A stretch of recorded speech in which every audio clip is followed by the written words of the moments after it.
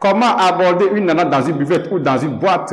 Father God, thank you for waking me up this morning. Au fait, mes gentlemen, j'ai fait le choix de partager ce sujet avec vous parce que quoi, je vois beaucoup de mecs quand ils vont ensemble dans une buvette, dans le but de prendre ensemble un verre et qu'ils perçoivent une ou plusieurs nanas assises autour d'une table dans une buvette ou dans une boîte sans aucun mec parmi elles, il y a forcément un mec parmi eux qui s'intéresse à l'une de ces nanas, mais il ne sait pas comment y aborder. Il y en a certains mecs qui tentent leur chance pour aborder la nana, mais jamais que dalle, ça tombe à flot. Pourquoi? Parce qu'ils n'ont pas la méthode.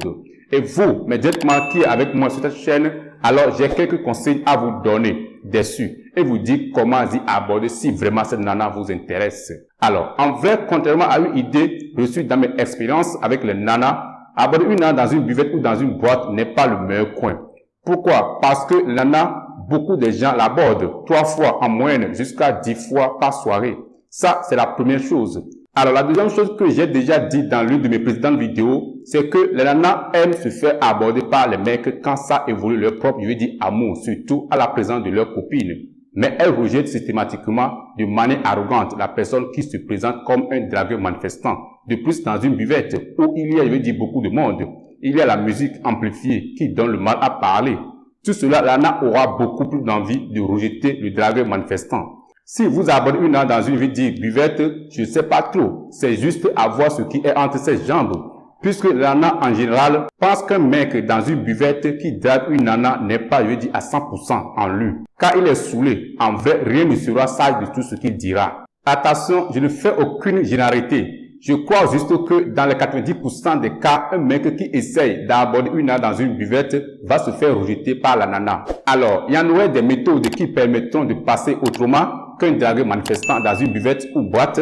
La réponse est oui. Il y a plusieurs méthodes en vrai qui permettent de passer autrement. Je vous donne une qui est super rapide et efficace qui s'appelle la méthode de Paris, qui est souvent utilisée dans des films.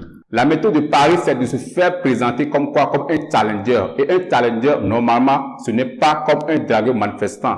Du coup, vous allez auprès de la nana qui, par exemple, est en train de parler avec ses copines et vous lui dites « Salut la table » et vous lui tendez la main en disant « Excusez-moi, je viens de faire un pari qui vous concerne uniquement. » Donc, dans ce cas, la nana aura le plaisir de vous tendre l'oreille parce qu'elle se dit « Ah bon? Qui me concerne? J'aimerais bien savoir que sort de ce pari et pourquoi moi et pas mes copines. » Elle vous a un peu prêté attention et vous enchaînez. Voilà, je suis avec mes potes et ils croient que je suis timide. En fait, ils se trompent complètement. Je ne suis pas timide. Je ne drague pas. Je n'aime pas être rejeté. C'est comme ça. Et comme je ne drague pas, ils me prennent comme quoi quelqu'un de timide. Pas de panique, je préfère tout vous expliquer. Hein. Du coup, j'ai fait un pari avec eux que je serai capable de parler avec une nana, une belle nana, en plus comme vous, dans une buvette. S'il vous plaît, est-ce que vous pouvez faire semblant de parler avec moi un petit peu, voire même de rire, je gagne le pari.